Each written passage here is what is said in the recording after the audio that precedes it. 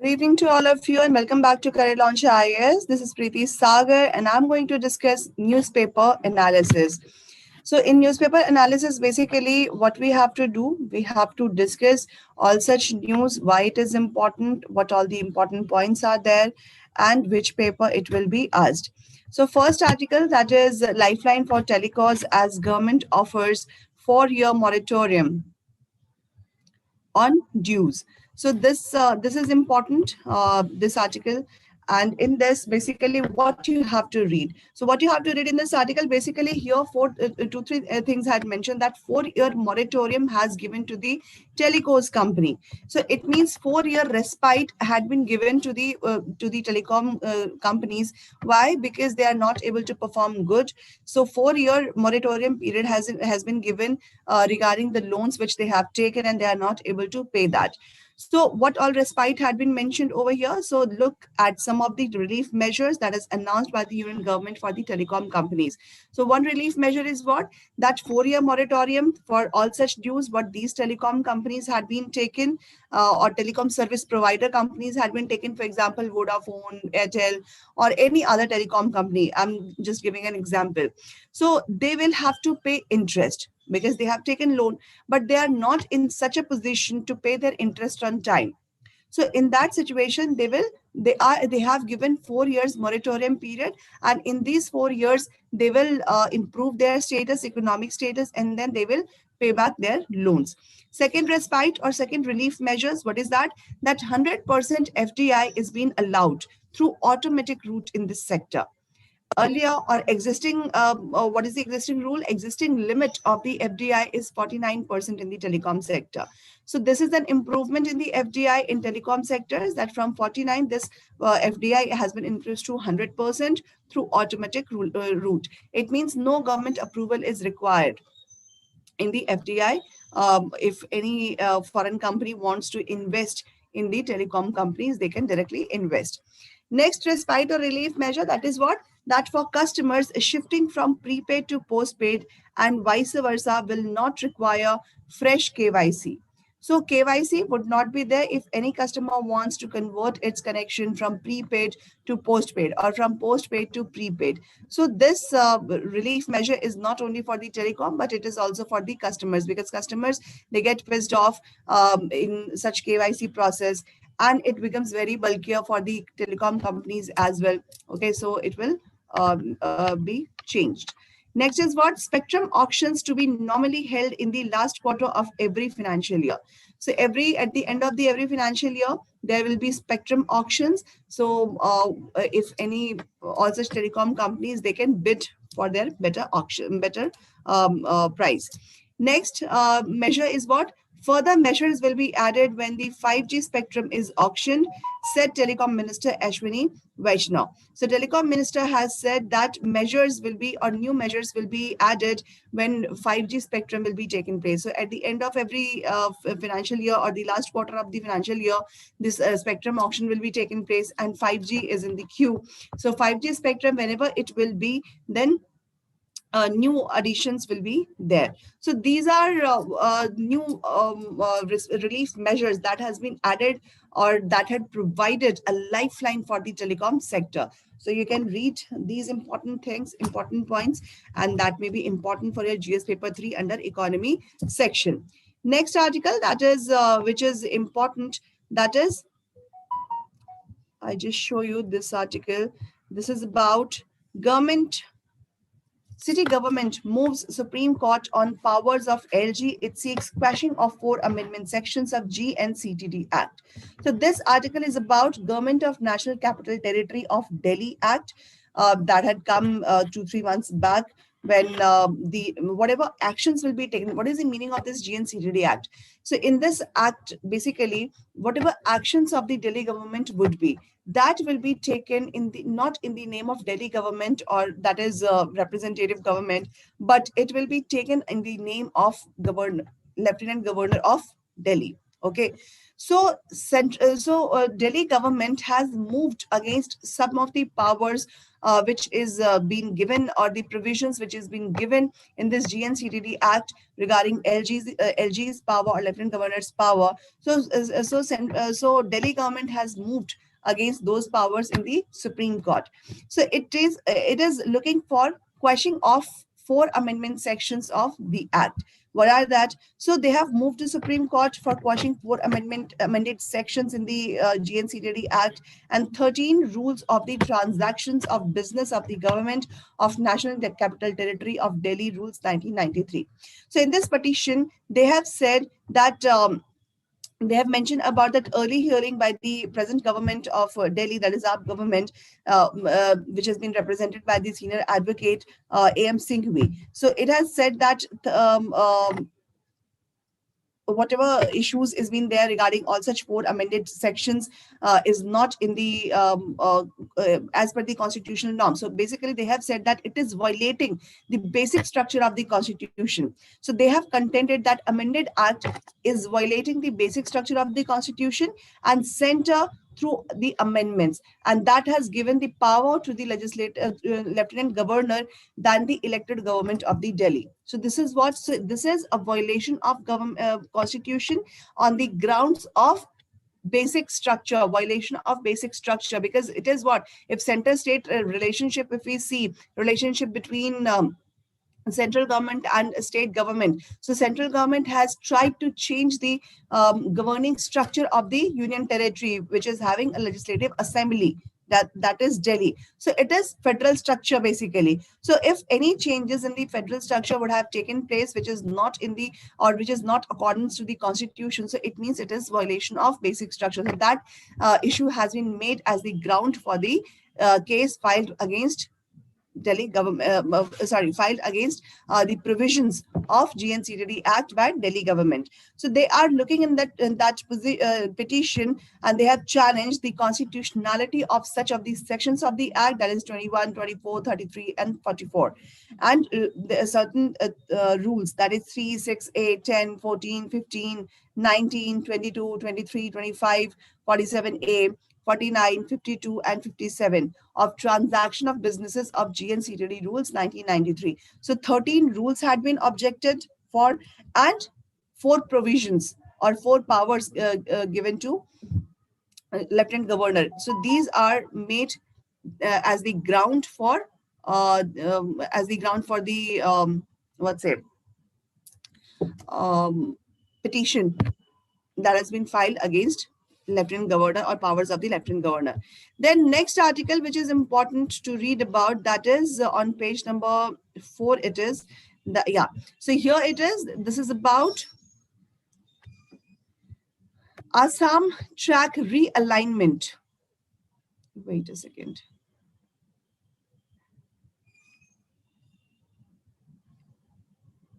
Yeah. So Assam tracks realignment through wetland opposed.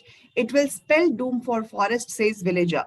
So in this article, basically, this is an ecological issue in Assam, where one Ramasar site, the only Ramasar site of Assam state, that is Dipar Bill or Dipor Bill. Okay, Dipor Bill or Dipar Bill.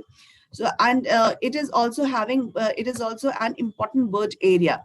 So because of extension or realignment of the railway track, this Dipar Bill and bird area is being impacting. So people over there, or environmentalists, they are opposing such actions. Okay, so this project is catastrophic for the ecology of Rani Garbhanga Reserve Forest. Okay, and so this is also this Rani Garbhanga Reserve Forest that is located in Assam, and because of this realignment of railway project, this forest reserve will be impacted. Okay, so it will uproot the indigenous people whosoever are living in the forest. So this is also a social issue. This is an environmental issue. So you can read this article. Now, what is important in this article? This article is important for a prelims paper. Okay, and in the GS3, that is environment and ecology. So in the prelims paper, you need to know about all such Ramsar sites in India, apart from Dipar Beel, and the ecologically important sites of Assam state. Okay, because Assam is very much important regarding its sanctuaries, regarding its tiger reserve, regarding its river system, regarding its natural habitats. So you need to have idea of all such things. Okay, because it is so second time I am seeing this article, or second or third time, regarding the Barbil issue. So this is important. You need to know about these things, and you can read this article for the convenience. So issue you can read over here. Apart from this, you can make the notes of all such mentioned things, whatever I have said. Next article, which is important to read about for your examination.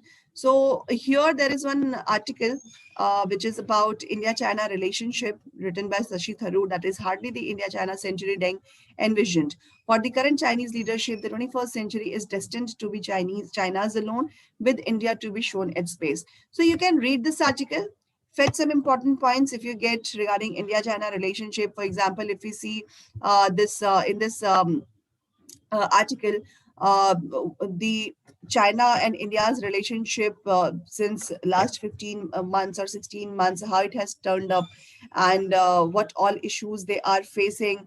And they are also sharing multiple platforms, okay, where India and China can have confronting nature as well. They're confronting each other, as well as they have to be together each other. For example, in BRICS, if we talk about, okay, in Shanghai Cooperation Organization, if we talk about. So these are such multilateral platforms on which India and China is sharing the platform. So here it becomes, if we want to see the significance of such platforms, so here both the countries steps together on issues faced by the world is very, very important. Apart from this, the economic angle. So why? Because India, if we see India's economic trade with China, so India is very much dependent on Chinese products, okay, like electronic products and other products which are available in the Indian market. So economically, we are dependent over China because of all such products and all. So so India and China needs to think about where their relationship is going on, how it can be resolved, what all issues are there, so how these issues can be resolved, how their relationship can be enhanced or improved, so they can take help of historical perspective or the relationship in the past, in the history.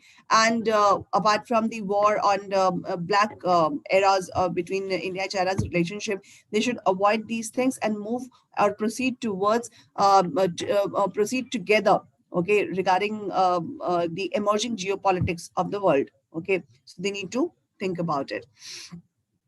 Next article that you can also read for read, and some important points you can take out, that is transient easing. Okay, this is transient easing. And in this transient easing, what you have to read, so basically this is what cutting fuel taxes is a short way to address a major component of price pressures. So basically, recently retail inflation data had been come out, and it has suggested that price pressure had started to moderate in the economy. And CPI, that has been shown in the CPI's Consumer Price Index inflation, okay, and it has been shown slowed for the second month, which has that is 5.3% basically. So inflation, we know that inflation targeting has been done in India by RBI, in which 4% is allowed, 4% plus minus 2. And during COVID-19, second wave of COVID-19, what has happened? It has moved beyond 6%, the last limit of the inflation targeting. But recently in the second quarter, it has shown that inflation was 5.3%. That was consumer price index. Okay, so it was within the limit of the inflation targeting. And in July, it was 5.59%. So still it was high, but within the limit. So price trend among the constituents of the consumer price index, and recently wholesale price index had also declared, okay, also been come. Wholesale price index based inflation, that shows that it would be premature to drop the guard on the price gains. And a year before, inflation reading was elevated and it has imparted a favorable base impact or base effect. So month on month basis, CPI basically it's nudged upon 0.25% from July. It means this increment had been seen, and inference of softening inflation can be seen in the present quarter. Okay, second quarter. So pace of price gains in three essential food components that has been increased from preceding months, that is meat and fish, dairy and oil, fat posting, you can see that this has increased. Okay, the price of these products had been increased. So what are these? Meat and fish, dairy and oil, and fat products. So edible oils that also been increased. That has been it is said that it is on the 3 or 4 months now. So August it was 33%. After July it was 32.5%. So this is the increment. So in the month of July, 33% increment in the price had been taken place. Comparatively, July's 32.5% increment. So earlier, the round of cuts in the import duties have had little impact in the cooling their prices, and it has forced the center to announce another tranche of duty reductions this month. So inflation in other two vital protein sources like eggs and pulses also had continued to remain cause for concern. It means eggs and pulses have also been seen inflated. So inflation in eggs that remained high at 16.3 percentage, and price had increased in pulses, that is 8.8 percentage, after showing 23 basis points from July 9.04% pace. Okay, so inflation had been increased in these various products. So what will be its impact on our economy, that you can read about. Next article that you have to read, that is about Tamil Nadu's unending dilemma with NEET. So basically, this is what this is. Tamil Nadu being a state government, they want that NEET should not be implemented in Tamil Nadu, or you can say that they are basically passing. They have passed one bill in the Legislative Assembly which has exempted the state from NEET, that is National Eligibility Come Entrance Test, okay, for the admission of students in the undergraduate medical courses. So this bill has been successfully passed in Tamil Nadu, but here what you have to read in this article, you have to read the impact of such act. If Tamil Nadu has passed this bill that NEET will not be implementable in the state of Tamil Nadu, then what will be its impact? Because it is regarding MBBS entrance, where aspirants, they are looking to become doctor, they are seeking to become doctor, and this NEET, that is National Eligibility Come Entrance Test, that is an entrance test where students can fetch marks, and on the basis of the entrance test marks, they get counseled and they get the college for the further studies of MBBS. So this change in Tamil Nadu, it will somewhere impact those aspirants who are aspiring to become doctor. So somewhere they will be lacking, because here in if students want to get MBBS seats, they can get on seats on the basis of their 12th standard marks. Okay.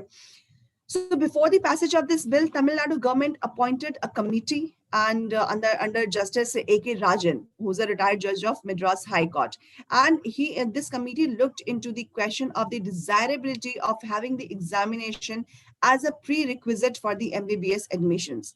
So committee started its hearing, and it stated that it would advise government to exempt itself from the requirement of the examination. And when public interest litigation petition had been filed in the High Court, which has challenged the appointment of the committee on the ground that it has violated the orders of the Supreme Court regarding NEET. So stand had been taken, and it was that this committee would look into the effects of the examination on the students in the state. So it was this was a step. This had been happened in Tamil Nadu, that before this passage of the bill in the state legislative assembly, committee has been formed under retired judge, that is A.K. Rajan, and this committee has looked desirability of having examination or entrance examination in Tamil Nadu. And on such basis, PIL has been fined regarding the formation or constituent of this committee, that it is violating the orders of the Supreme Court regarding NEET. That, and on this, state government had taken the safeguard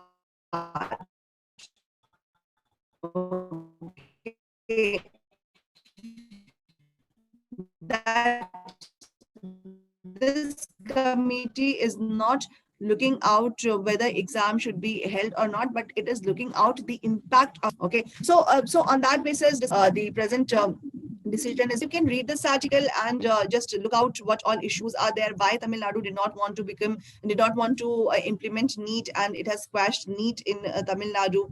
What will be the impact of it, okay, on those aspirants who wants to become doctor, and whether they will be lagging behind all such aspirants who had come or who had competed in this NEET examination and become or got the seat. So these impacts can be seen. And apart from this competition, so what is the competition level where this the seats of MBBS is going, or all such corruptions which is involved in the MBBS, or those aspirants who wants to become MBBS. So all such issues can be read in this article, so you can fetch important points. Next article that you have to read, that is NEP Schools, the Future. COVID-19 brought the online model sooner than we imagined. So this article is regarding GS paper 2 education section, and in this what you have to read. So basically this is what is the future of the education system, that is NEP, implementation of NEP in the schools. Okay, as COVID-19 had struck, all of a sudden, all such schools, or many of these schools basically who had such facility, they all of a sudden shifted from offline to online mode. Okay, so here in this article, these the impact of online schooling had been discussed. Okay, and apart from this, importance of national education policy had been discussed. So future of the school and future of the schooling are now subject of the intense debate in the present scenario. And especially if we see the era in which NEP 2020 had been implemented. So when NEP 2020 will be implemented, so what will be the future of the school, and what will be the future of the schooling? So certain broad understanding have emerged from this. What is that? So there is already a shift in the focus from physical infrastructure from towards digital and virtual requirements. So schools have understood that now, in the uncertain situation, they need to shift, or they need to focus from physical and infrastructure to virtual or digital infrastructure. Secondly is what, that it is edtech as much as it is traditional face-to-face modes of learning in the schools that will continue to be the greatest equalizer in the education. So here, that is the technology or technological advancement in the education that has shown a change in the traditional face-to-face modes of learning in the schools. So it will be continued to be the greater equalizer. So it means if schools want to continue, then they have to be they have to adopt this technological advancement in the education, as well as the traditional face-to-face modes of learning. Thirdly was that skill building for the requirements of 21st century, and it has assumed great significance over here. So skill building, so this is for what? This is for whom? This is for teachers. Okay, so skill building is required. Then fourth is what? Accelerated and even differentiated instructional interventions will be required to overcome and reverse the impact of the pandemic. So here,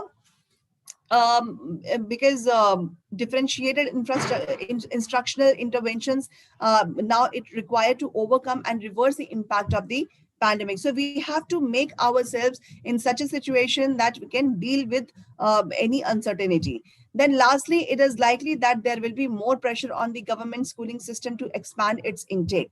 Okay, so they need to improve their infrastructure. They need to improve their online or digital infrastructure. They need to work upon penetration of the digital education to the people. So these are the future of the school and future of the schooling. So here four qualities had been discussed in this article. So in the first quality, what is that that need to be adopted? That school need to encourage extended networks rather than remain closed classroom communities. So most of these schools that chosen to remain closed because of lack of digital infrastructure, so they need to encourage themselves to extend networks. Okay. Then secondly is what the school will be proactive innovators, and they will adopt innovative pedagogies and differentiated instructions as per the needs of the learners to enable them to become knowledge creators and eventually job creators. So in this situation, school should not get shut down, but they need to come up with the proactive innovations or innovative ideas. They need to adopt such innovative ideas in the pedagogies and differentiated instructions as per the needs of the learners.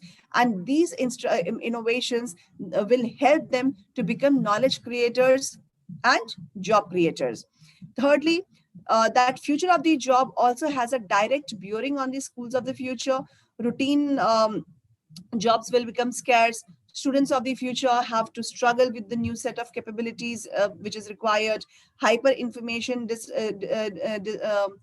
digressing into disinformation. Virtual teams, they are not seeing each other physically, and it will constantly experience a swing between super speciality and cross disciplinary skills. So in this situation, future schools now, they will be future oriented and connected to the job market. So it means it is not only about to impart education or knowledge, but it is also to make students in job friendly, okay, or future oriented and connected to the job market. They should school should focus on capability of empowering and building the skills of the students, okay, so that they can get the jobs further.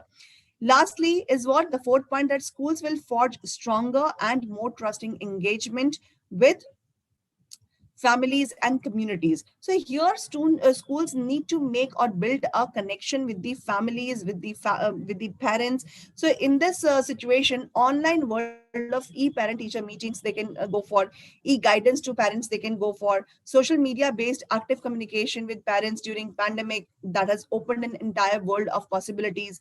Local self-government role, health workers, environmentalists, civil society organizations, and also community at large will be actively engaged in the future schools, which offer services, support, infrastructure, exposure to future jobs, and learning from beyond to school boundaries. So here it means that we are not going to dependent on the physical environment of the schooling or the physical feature what's say physical infrastructure of the schooling, but everything, if education can go online, then the relationship or the building up of relationship between schools and parents and students, that can also be established. So here proper guidance will be given to parents, and parents further they can guide their students, they can guide their children, okay, so it will also help school to emerge, or that will be future of the schooling. So four suggestions had been mentioned over here that can be implemented in the era of national education policy. So with this, these are some of the important articles that you can read, and you can fetch important points. And this may be important in your various paper, GS paper 2, GS paper, that is education section, then economy section, then it can also be used for the essay paper, okay. So education, that is a very vast issue, so you can also fetch important points, and you can use these points in the essay if any question you get in the essay examination. So with this, I will take a leave.